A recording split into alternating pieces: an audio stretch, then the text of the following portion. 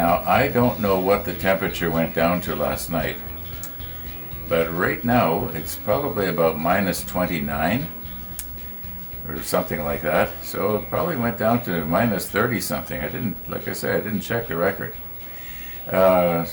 However, it's nice and warm in here. This is just indoor reading, by the way. It doesn't talk about outside at all. So we got 23.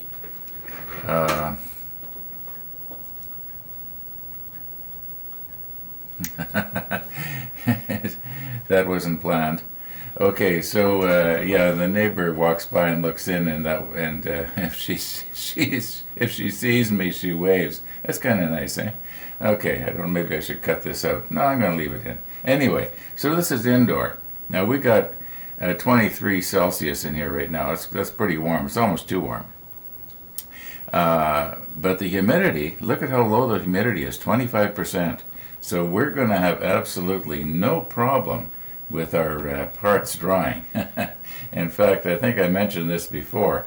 I think that when the humidity is really low, the spray starts to dry before it actually hits the part, and then what will happen is it will get sort of like powder coating almost, more than painting. In other words, it has trouble flooding on. So I'll have to remember when I'm using my airbrush, maybe have it just a little bit closer.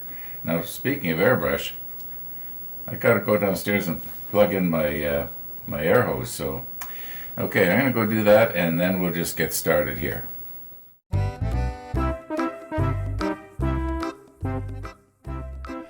So, as I'm sitting here at the computer right now, I got to thinking, I wonder what the official temperature is outside. So I went to the weather office and voila, minus 33 degrees Celsius. Yeah, I can well imagine that our little rabbit friends are going to be, you might say, tucked in their burrows and trying to keep warm. Now, speaking of the rabbits, for those of you who are wondering, there are less than there were last winter. Now, I don't know if it's because I'm not feeding them and they're not coming around, or if it's got to do with all the coyotes that have been running around lately. Now, mind you, we haven't seen that many coyotes either. Well, and that's a good thing.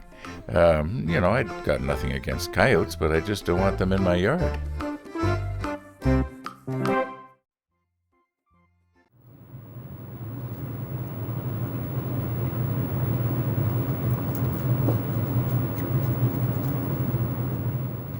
Now my plan here is to just leave the camera set up the way it is and just leave it running. You're going to see everything in real time. And yeah, we'll see how it goes. Well, I already know how it goes because I'm making this recording after the fact. However, yeah, I know that you're not seeing it quite as detailed as sometimes, but at least you get to see the big picture. And we will put the macro lens on later and have a nice close look.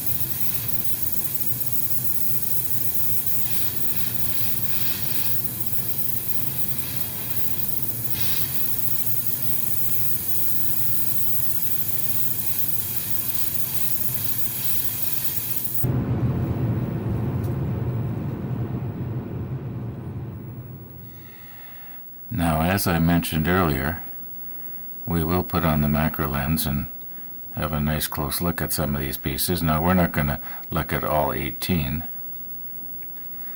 but we'll put 3 or 4 of them on a block here so we can rotate them around. And yeah, this one here, I'm noticing it got bent up a little bit more than I had planned, but I guess it's going to be okay. Okay, let's readjust everything here and get the macro lens on and just have a little close look. Okay, 2 of these were ones that blew off, including the one that has been rebuilt, so to speak, and one of them was one that did not blow off. Okay, now this one right here, that's the one that we rebuilt, and it was, I believe, the first one that blew off. Okay, they're not too bad.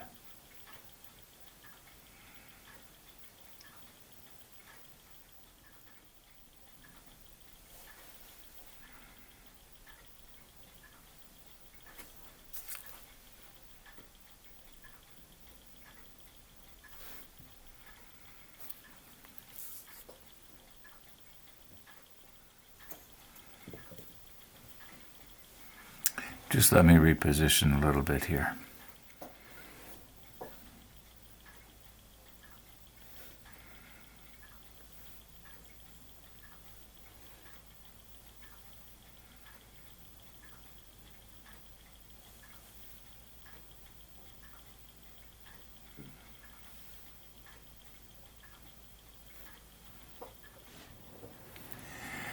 Now these things here, both of them are pretty much the same, so once you've seen one, you've seen the other.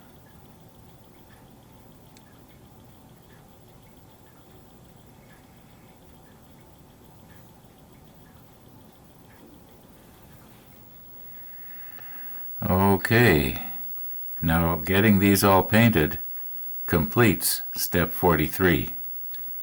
We can now officially move on to 44. And I was just noticing that it looks like we have a dozen pieces here altogether, maybe more, in 44, and all we have to do is just position them on the deck. Now, 2 of the pieces we built earlier. That's the guns. Yeah, the quad guns. Anyway, okay, let's get our HMS Hood back on the model table here. And we'll get it so that the bow is pointed this way. I like to have everything sort of orientated the same way as it is in the manual. It's a lot easier to not make mistakes or find places on the deck where you're supposed to plug something in. Okay.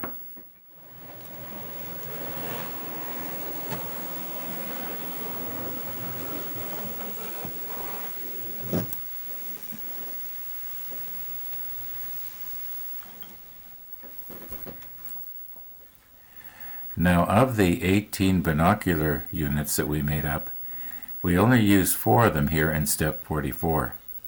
1, 2, 3, 4. I left the other 14 pieces stuck on the masking tape. May as well leave them there until we need them. Anyway, they go here and here and here and here, which is right here and here on our ship. I'll reposition and we'll see if we can maybe stick a couple of pieces on today yet. Now, I do believe that this side right here is going to be hidden by the bridge. Like there's going to be a whole big bunch of superstructure going right here. And this will be on the, when it's in the ship case, it's going to be on the far side. Now, that almost plugs in there without any extra thin. Why is it that almost looks like it's not painted? I did spray it.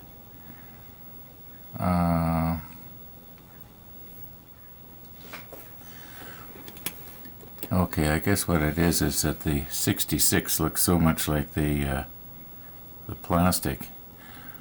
Okay, I have put a little bit of extra thin on the peg part of this. It should go in there now.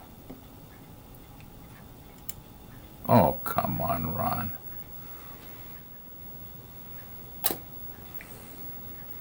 Made a little mark on the deck.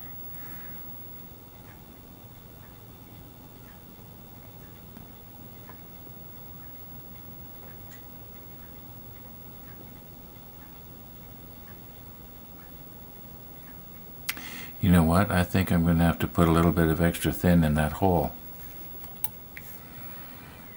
I don't like to have to do this.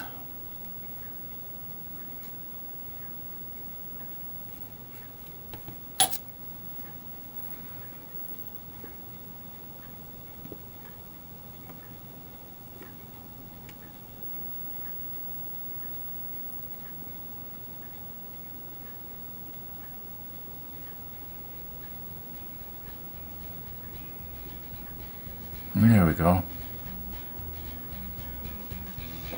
Try and get it straight. I don't know how it looks to you, but it looks straight to me. But it sure does look like it's not painted, but it is. Okay, I'm putting some extra thin on the one that we actually rebuilt. I had thought that it was the other one. So I've got extra thin on the peg there. I don't know if that's going to work or not. I might have to. No.